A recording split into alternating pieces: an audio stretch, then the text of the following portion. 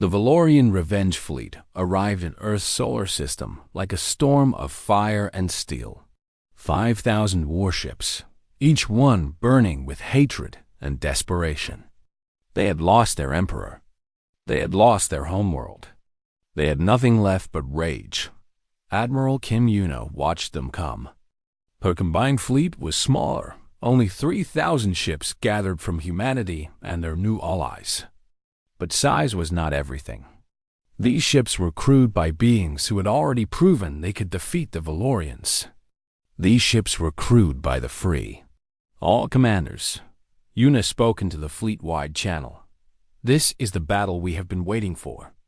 The Valorians have come to destroy Earth. They have come to take revenge for their fallen empire. They believe that if they kill us, everything will go back to the way it was. She paused. They are wrong. Even if they destroy Earth today, the revolution will continue. Slaves across the galaxy have tasted freedom. They will never accept chains again. But we will not let them destroy Earth. We will not let them win. Today, we end this war. The two fleets met in the space between Mars and Jupiter. The battle that followed would be talked about for thousands of years. Commander Lee Taiwan led the human battleship line. His ships formed a wall of steel and fire, absorbing the first Valorian charge. The enemy came at them with wild fury, throwing themselves against human shields with no concern for losses. "Hold the line," Taiwan shouted over the roar of weapons fire. "Don't let them through." The human battleships held. Their shields bent but did not break. Their guns answered Valorian fire with precise, deadly accuracy. Captain Choi Yoonji led her destroyer squadron around the enemy flank. Her ships were like wolves, hunting in packs, striking weak points in the Valorian formation. She targeted their supply ships first, then their communication vessels, cutting the massive fleet into smaller pieces that could not coordinate. "They're breaking apart," Yoonji reported. "Their command structure is collapsing." The Valorians had always fought as one massive force, directed by a single mind. But now there was no emperor to give orders, no high command to make decisions. Each ship fought alone, following old habits and old hatreds. It was not enough. The Allied ships fought differently. Kovani cruisers worked alongside human destroyers. Trellian fighters protected Nevari bomber squadrons. Species that had never worked together before moved like parts of a single machine. They had something the Valorians did not have: trust. High Commander Yoon Minho brought his fleet from behind the gas giant Neptune. He had been hiding there with 500 ships, waiting for the right moment. When the Valorians were fully engaged with Yuna's forces, he struck their rear. "For freedom!" Minho shouted as his ships opened fire. "For every slave who ever died in chains." The Valorians found themselves surrounded. Enemies in front, enemies behind, enemies on every side. The Revenge Fleet, the largest military force the Empire had ever assembled, was caught in a trap. Some Valorian ships tried to flee. They were hunted down by Trellian destroyers. Others tried to surrender. Their signals were accepted, and they were taken prisoner. But most fought to the death, too proud or too angry to stop. The battle lasted 18 hours. When it finally ended, the Valorian Revenge Fleet was destroyed. 4,000 of their ships were gone, broken into pieces floating in the void. The remaining 1,000 had surrendered or fled. Humanity had lost 600 ships. The Allies had lost 400 more. Many good people had died. But Earth was safe. The war was won. Admiral Yuna sat in her command chair and let out a breath she felt like she had been holding for years. Around her, officers were crying, laughing, and hugging each other. The impossible had happened. They had won. "Send a message to all human ships," she said quietly. Tell them they can be proud. Tell them Earth is free." 2 months later, representatives from 60 species gathered on Earth for the first Galactic Peace Conference. The Valorian Empire was gone. Something new needed to take its place. President Kang Hae-jin welcomed the delegates to Seoul, the city chosen to host the conference. She was 64 years old, with white hair and a face marked by years of struggle.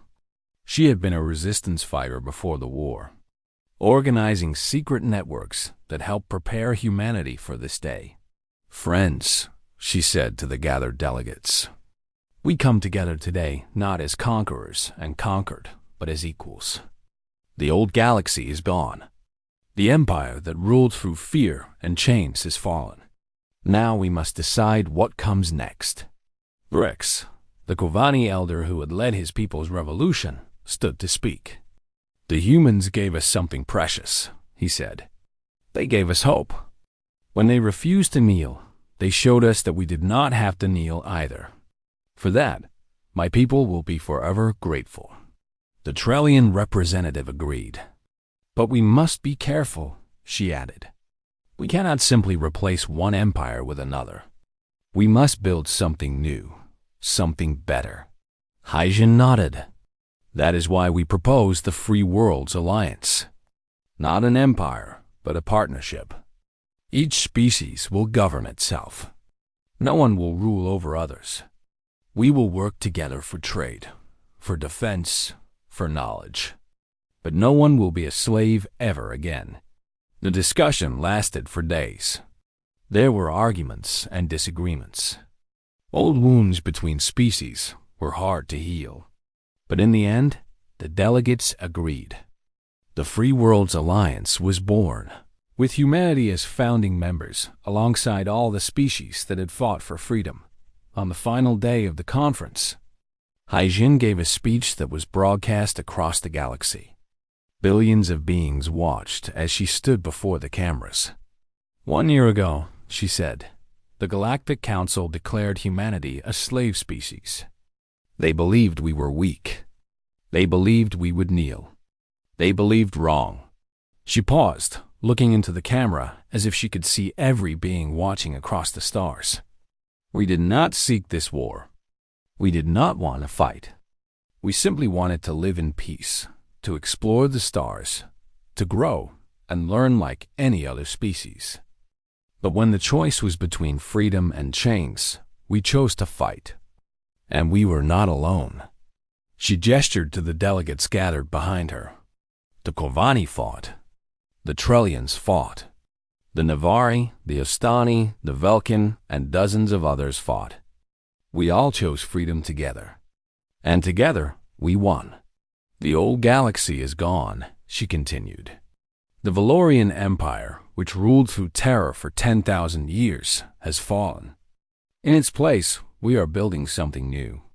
A galaxy where no species is considered lesser, where no child is born into slavery, where every being has the right to be free." She took a deep breath. "There will be challenges ahead. Rebuilding will take time. Old hatreds do not disappear overnight. But we have proven something important. We have proven that tyranny can be defeated. We have proven that hope is stronger than fear. We have proven that when free people stand together, nothing can stop them." She raised her hand in a gesture of unity. The stars once symbolized oppression. They were places of chains and suffering. But now they belong to the free. Today, we claim them not as conquerors, but as liberators. Today, a new dawn rises over the galaxy. Around the universe, beings watched and listened. On former slave worlds, people who had never known freedom looked up at the sky with new eyes. On distant colonies, children heard the speech and dreamed of a future their parents never thought possible. In her quarters that night, Admiral Kim Yuna looked out her window at the stars. Ambassador Park Do-hyun stood beside her. He had been rescued from the mining planet where the Valorians had sent him. He was thin and worn, but alive. "And free. Do you think it will last?" Do-hyun asked. "This alliance, this peace?" Yuna considered the question. I don't know, she admitted. The galaxy is a big place. There will be problems. There will be species who want power, who try to rebuild what we destroyed. Nothing lasts forever.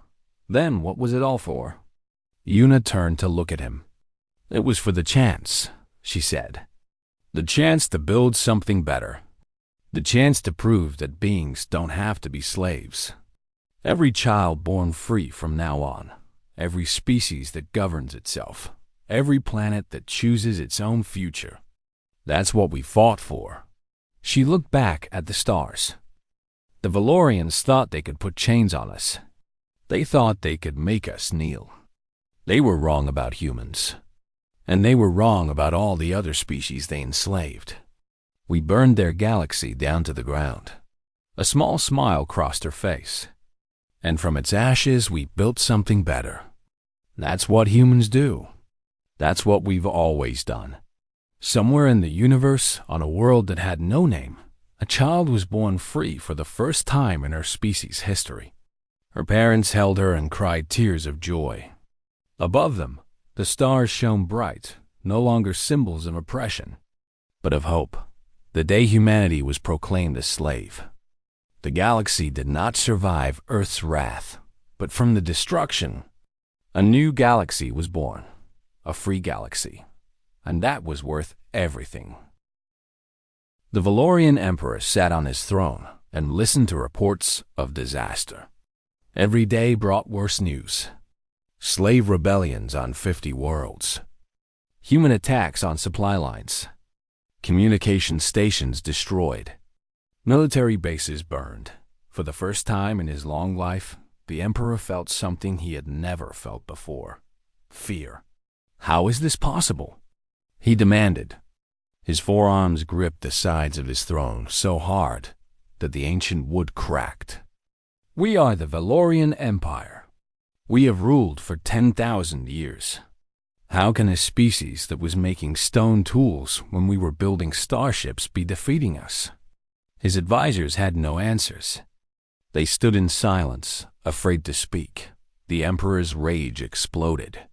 Send everything we have to Earth. Every ship, every soldier. I want that planet destroyed. I want every human dead. I want their world turned to ash. Your Majesty, one brave advisor spoke up.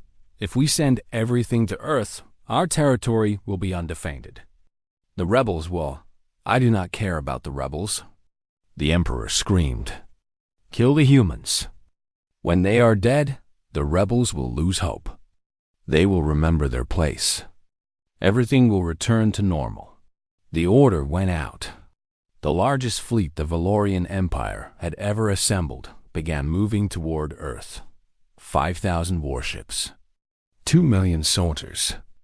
Enough firepower to destroy entire solar systems. But while the Emperor sent his fleet away, he left his own world almost defenseless. High Commander Yu Minho stood on the bridge of the battleship, Dawn's Light. He was 48 years old, with a calm face that hid a brilliant tactical mind. He had been planning this operation for months. Report, he said quietly. Commander, his tactical officer responded. The Valorian home fleet has left. Only 300 ships remain to defend Valoria Prime. Our intelligence was correct. Minho nodded. And our allies? The Corvani fleet is in position. The Trellians are ready. The Navari fighter squadrons are standing by. For the first time in galactic history, a combined fleet of free species was about to attack the heart of the Valorian Empire. There were 800 ships in total, gathered from species that had been slaves just months ago. It was not a large fleet by Valorian standards, but it was enough. Send the signal, Minho ordered. Operation Burning Throne begins now. The fleet jumped into Valorian space. They emerged from faster-than-light travel right at the edge of the Valoria system, home of the Emperor, center of an empire that had ruled the galaxy for 10,000 years.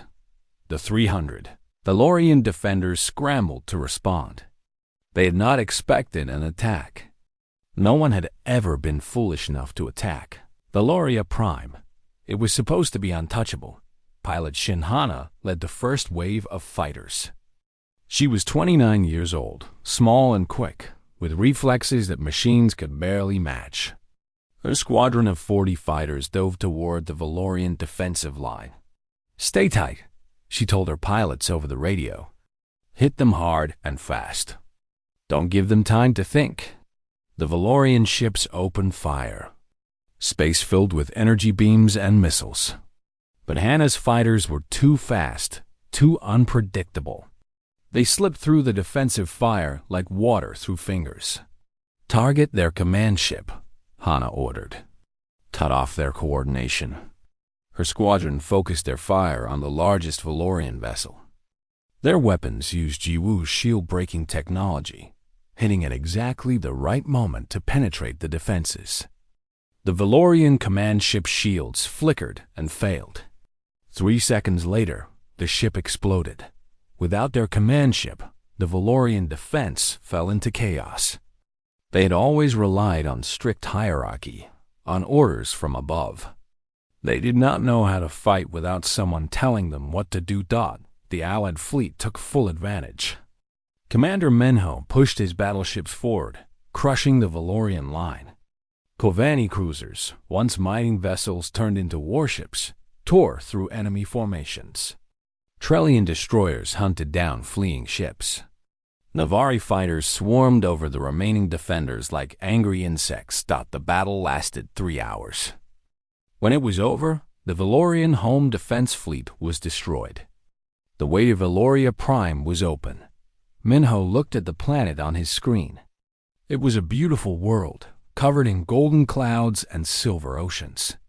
For 10,000 years, it had been the center of tyranny. Today, that would change. "All ships," he announced, "begin orbital bombardment of military targets." The Allied fleet moved into position around the planet. Their weapons charged. And then they began to fire. The Emperor felt his palace shake as the first bombs hit. He could not believe what was happening. His world, his beautiful Valoria Prime, was being attacked. Enemy ships filled his sky. Fire rained down from above. "Stop them!" He screamed at his guards. "Where are my defenses? Where's my fleet?" His guards did not answer. They were already running away. The bombardment was precise. The humans had made clear rules about what to target. Military bases, weapons factories, government buildings, the palace. They did not target civilian areas. They were not trying to commit genocide. They were trying to end an empire.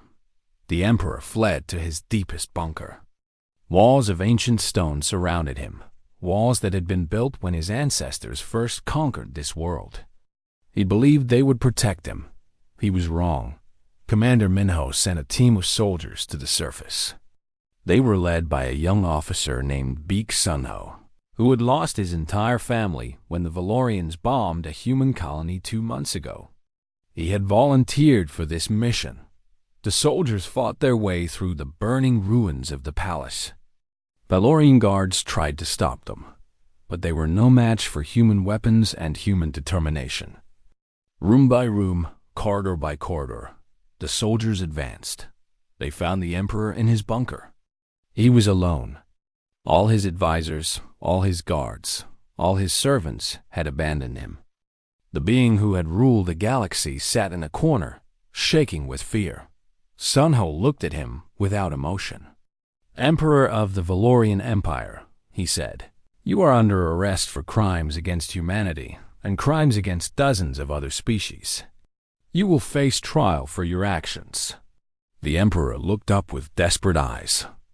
"You cannot do this. I am the Emperor. I am divine. I have ruled for 3,000 years. You ruled slaves," Sunho replied. "You built your empire on the backs of beings you called lesser. You declared my people would serve in your mines. You planned to take our children and work them to death." He stepped closer. "But we are not slaves. We were never slaves. And now your empire is burning around you. The emperor was taken away in chains. The same chains that had been used on slaves for centuries now held the being who had enslaved them. Some called it justice. Others called it poetry. Pilot Shinhana flew her fighter over the burning capital city. Below her, she could see Valorian civilians fleeing the destruction. They were not being targeted, but their world was falling apart around them. The statues of emperors were crumbling. The monuments to conquest were burning. She opened a communication channel to the planet's surface. Her message would be heard by every Valorian, every soldier, every citizen. People of Valoria, she said, your emperor has fallen. Your empire is defeated. For 10,000 years, you ruled the galaxy through fear and cruelty. You made slaves of species who had done you no harm. You took the freedom of billions. She paused, looking at the fires below. We are not here to destroy you. We are not like you. But we are here to end your empire forever. Your time of ruling is over. You made us slaves. We made ourselves your end. She cut the transmission and flew toward the stars. Behind her, Valoria Prime burned. Not destroyed, but changed forever. The heart of tyranny had been broken. Back at Earth, Admiral Kim Yuna received the news. The Emperor was captured. Valoria Prime had fallen. The head of the snake had been cut off. But the war was not over. The massive Valorian fleet was still coming toward Earth. 5,000 ships, filled with soldiers who would fight to the death for revenge. The final battle was still coming. How long until the enemy fleet arrives? Yuna asked. 72 hours, Captain Junho replied. Yuna nodded. Then we have 72 hours to prepare. The Valorians have lost their home, their emperor, and their pride. They will fight like cornered animals. This will be the hardest battle we have ever faced. She looked at the stars outside her window. Somewhere out there, the remains of the Shadow Fleet were gathering. Allied ships from a dozen species were coming to help. A great battle was approaching, one that would decide the fate of the galaxy. Let them come, Yuna said quietly. We have come too far to lose now. 6 months had passed since the war began. The galaxy had changed in ways no one had expected. General Han Sujin stood in a secret meeting room on a moon that had no name. She was 57 years old, with a thin face and eyes that missed nothing. Around her sat representatives from 12 different species. All of them were slaves of the Valorian Empire. All of them had come to talk about freedom. Thank you for coming, Sujin said. She spoke through a translator device that turned her words into sounds each species could understand. I know it was dangerous for all of you to be here. A Kolvani elder named Brix leaned forward. His species had gray skin and large dark eyes. They had been slaves for 300 years.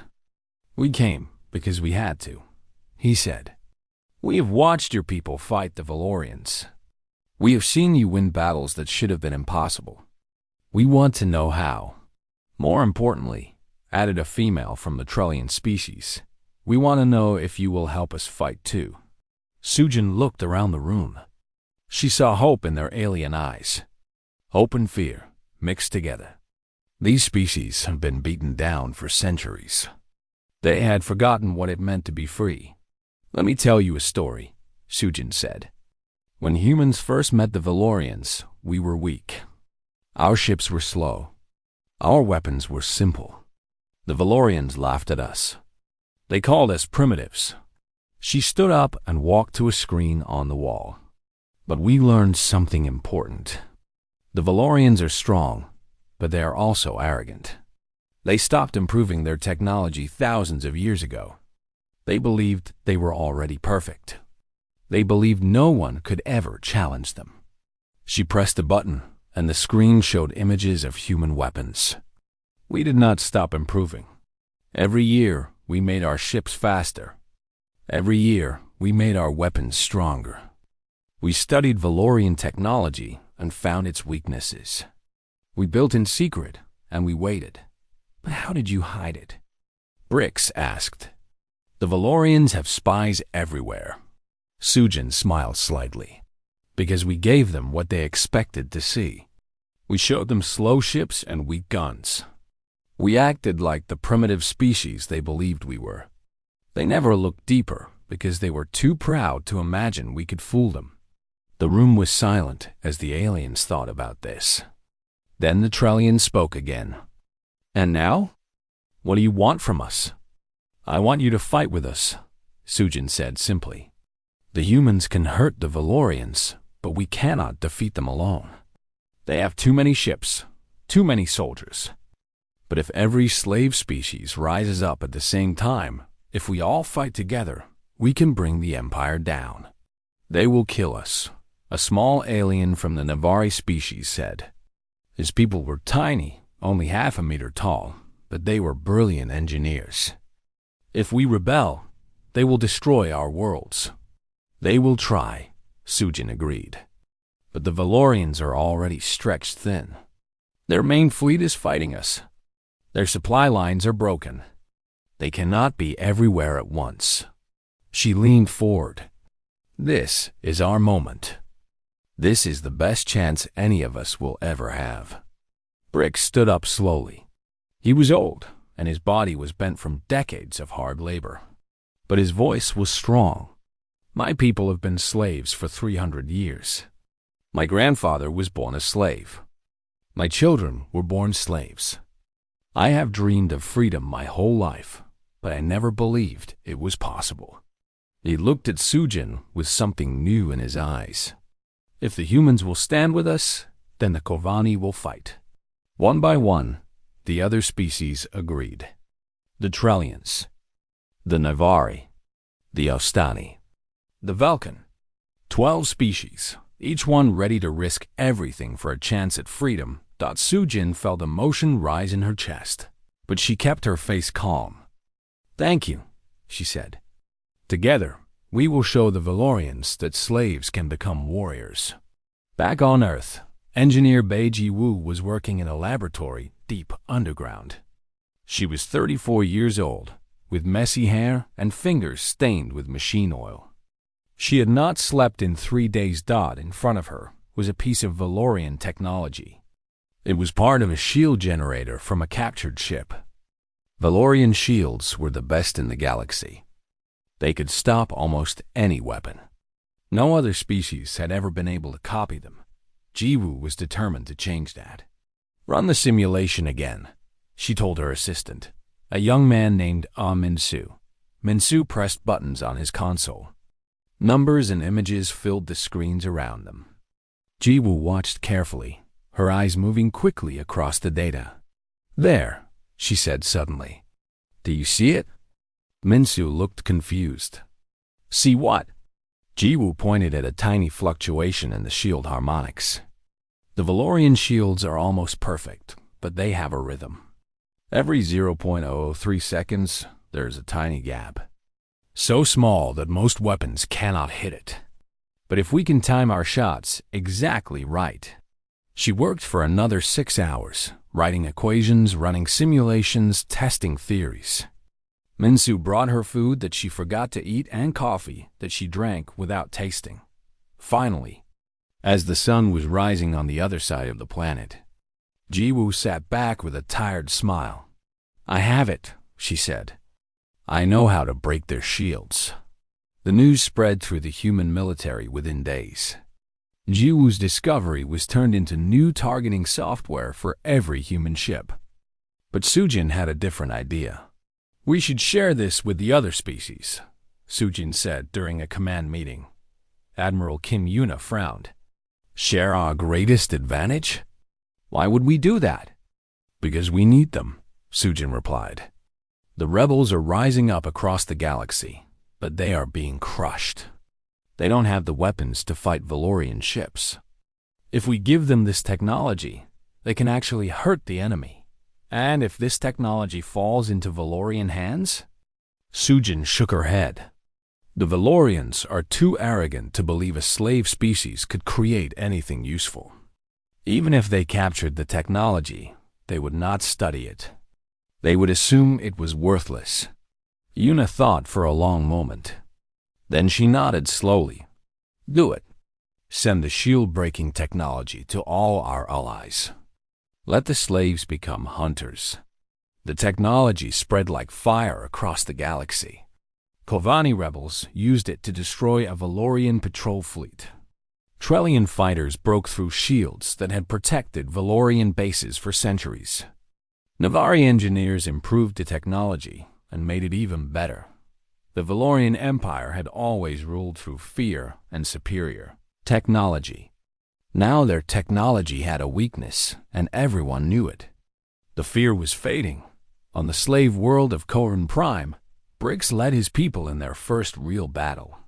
They had no warships, only mining equipment turned into weapons. But they had the shield-breaking technology, and they had something more important. They had hoped that the Valorian garrison was caught completely off guard. The slaves they had beaten for 3 centuries were suddenly fighting back with weapons that worked. The Valorian shields failed. Their soldiers fell. By the end of the day, Koran Prime was free for the first time in 300 years. Brix stood in the central square of the planet's main city.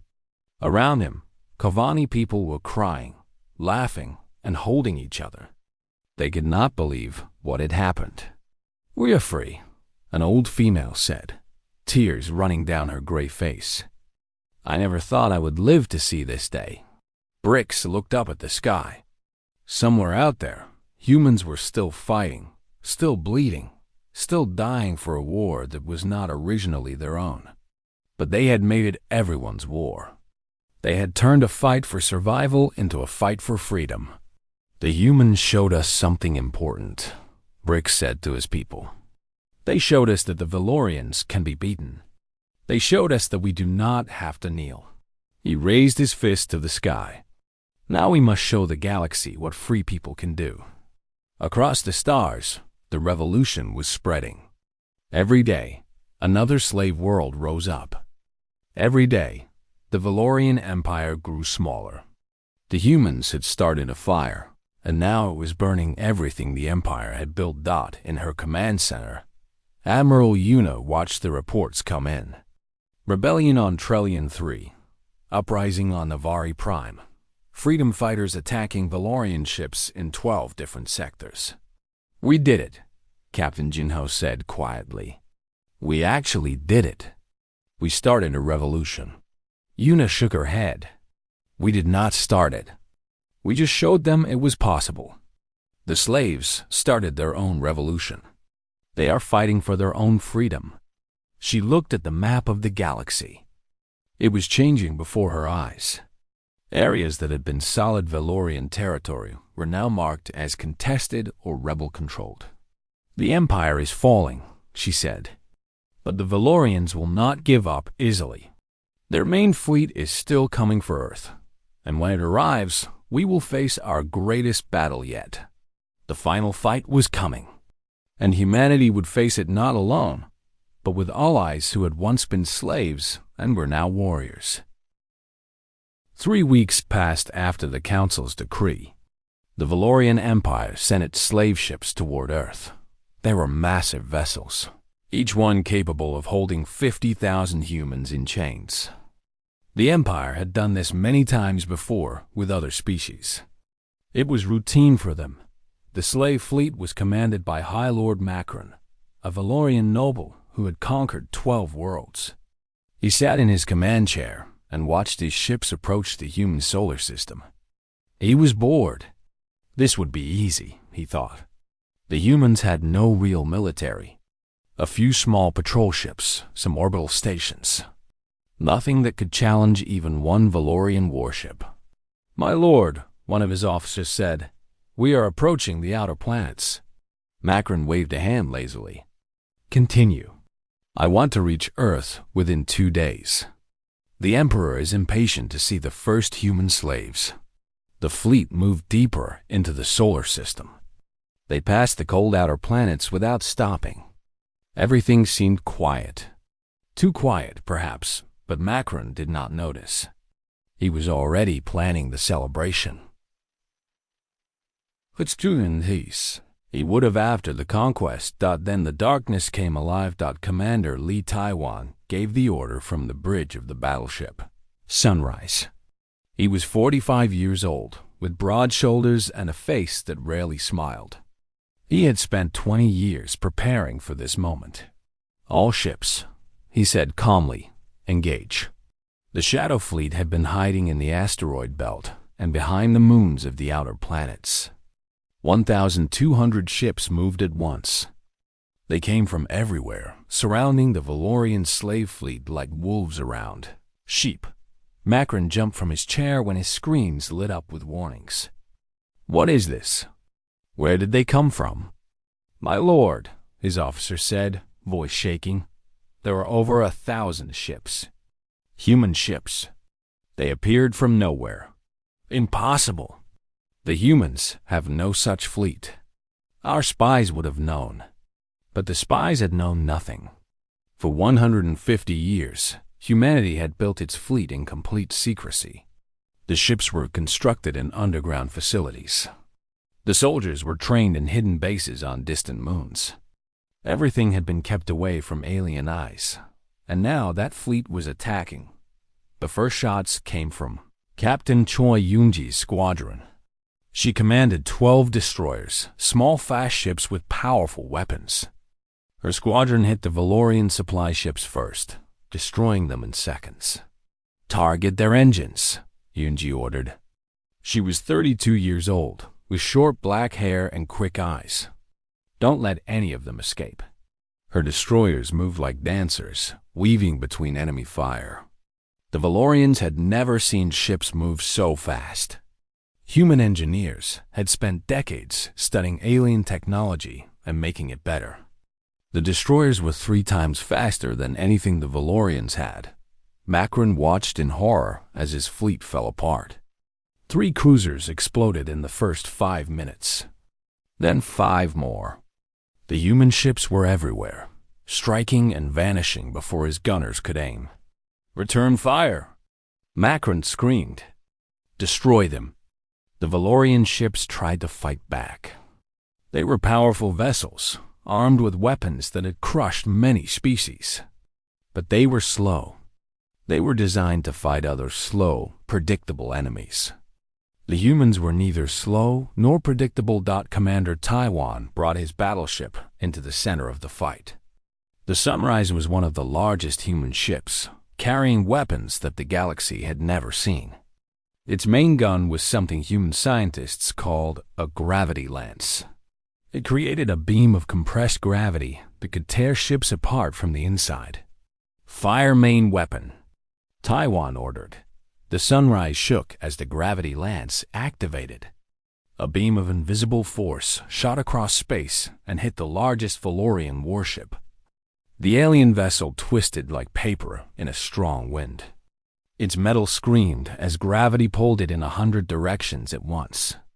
Then it broke apart, scattering pieces across the void. Macron stared at his screen. That ship had been his strongest. It had taken the Valorians 50 years to build. The humans had destroyed it in 3 seconds. How? He whispered. How is this possible? The battle lasted 17 minutes. When it was over, the entire Valorian slave fleet was gone. 38 ships destroyed or captured. 15,000 Valorian soldiers, dead or prisoner. The humans had lost 2 destroyers and 1 cruiser. Commander Taiwan looked at the wreckage floating in space. He felt no joy. This was only the beginning. Send a message to High Lord Macron's escape pod, he ordered. I know he survived. His kind always do. The message was simple. Go home. Tell your emperor what you saw today. Tell him that Earth sends its regards. Macron's pod fled toward Valorian space. He would deliver the message, and it would shake the Empire to its core. News of the battle spread across the galaxy within days. At first, no one believed it.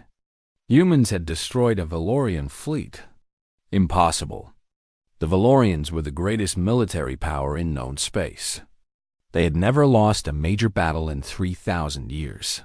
But then the evidence came. Images of burning Valorian ships. Records of the battle from escape pods. The truth could not be hidden. Admiral Kim Yuna watched the galaxy's reaction from her command center. Reports came in from human spies on dozens of worlds. Some species were frightened. Some were excited. Many were confused. The Valorians are mobilizing their main fleet, Captain Ru Junho reported. They're sending 3,000 ships toward our solar system. Yuna nodded. She had expected this. Good. Let them come. Admiral, 3,000 ships against our 1,200. The numbers are not in our favor. Yuna smiled slightly. Numbers are not everything, Captain. The Valorians think this will be a normal war. Ships against ships, guns against guns. They don't understand what they're fighting. She pulled up a map of Valorian space. It showed their supply routes, their communication stations, their colony worlds. All of it gathered by human spies over many decades. While their fleet comes here, Yuna said, we will take the war to them. They expect us to defend. Instead, we will attack. We will hit their supply lines. We will destroy their communication networks. We will burn their colonies while their ships are far away. Isn't that brutal, Admiral? Junho asked quietly. Yuna's face grew hard. They declared our children would be slaves. They planned to strip our planet bare. They showed us no mercy. We will show them the same.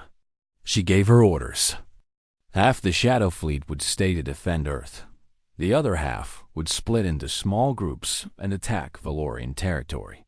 They would hit fast, hit hard, and disappear before the enemy could respond. Captain Choi Yoonji was given command of one attack group. Her mission was to destroy the Valorian communication hub at Station 12. Without that station, the entire eastern part of the Empire would be blind and deaf. We leave in 6 hours, Yoonji told her crews. Check your weapons. Check your engines. We are about to do something no species has ever done. We are going to bring the Valorian Empire to its knees. Her soldiers cheered. They were young men and women who had trained their whole lives for this moment. They were angry. They were ready.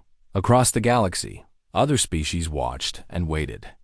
For thousands of years, the Valorians had ruled through fear. No one had dared to challenge them. No one had even tried. But now the humans were fighting. And winning.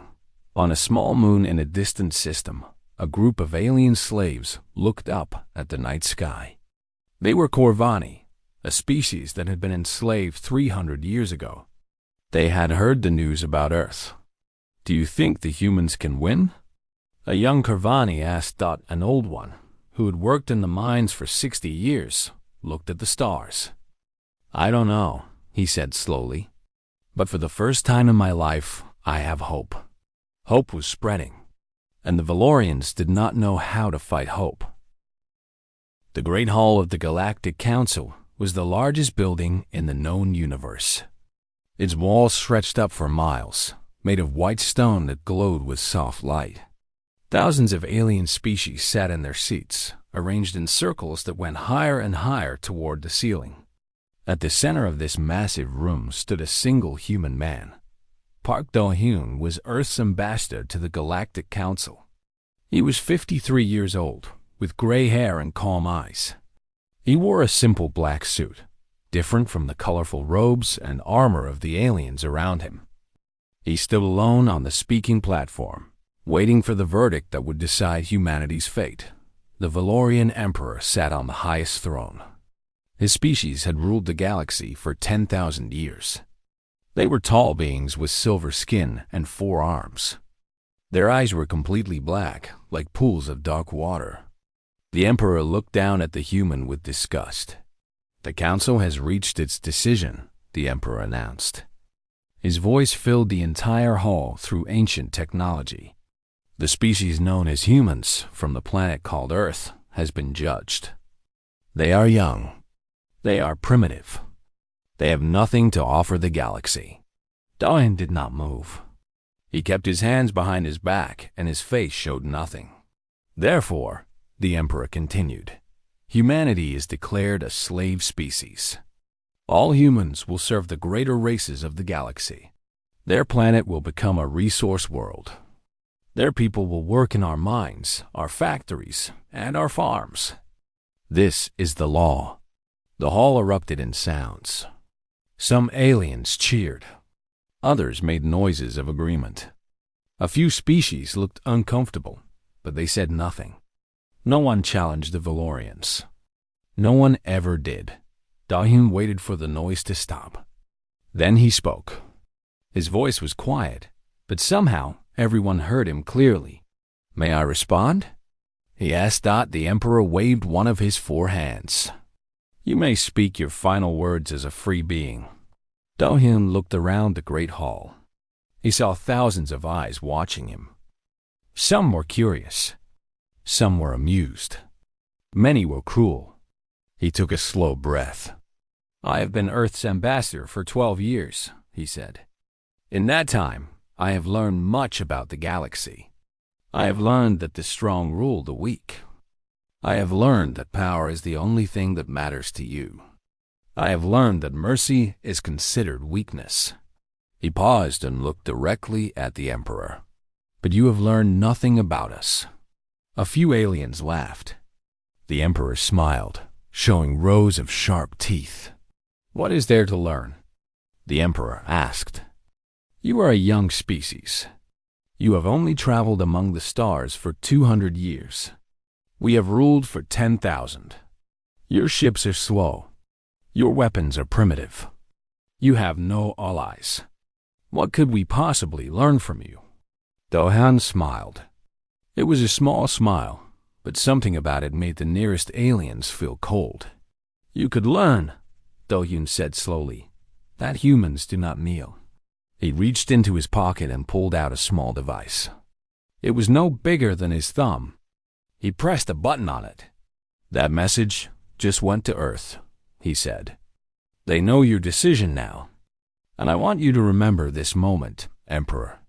Remember it well, because you have just made the worst mistake in the history of your empire. The Emperor laughed loudly. Threats from a slave species? Guards, take this human away. Send him to the mines of Valoric 7. Let him dig until his soft hands bleed. 4 guards moved toward Dahin. They were massive creatures with thick armor built into their skin. Each one was 3 times the size of a human. Dahin did not run. He did not fight. He simply stood there as they grabbed him and dragged him away. But as he left, he called out one last time. When the fires come, remember that you chose this. The Emperor dismissed his words. The council moved on to other business. Within an hour, everyone had forgotten about the human ambassador and his empty threats. They would remember soon enough. On Earth, Admiral Kim Yuna received the transmission in her underground command center. She was 61 years old, with short white hair and eyes that had seen many battles. She read the message 3 times, then closed her eyes for a long moment. When she opened them again, her face was hard as stone. So, she said quietly, they chose slavery. Her second-in-command, Captain Ru Junho, stood nearby. He was a young man with a scar across his chin.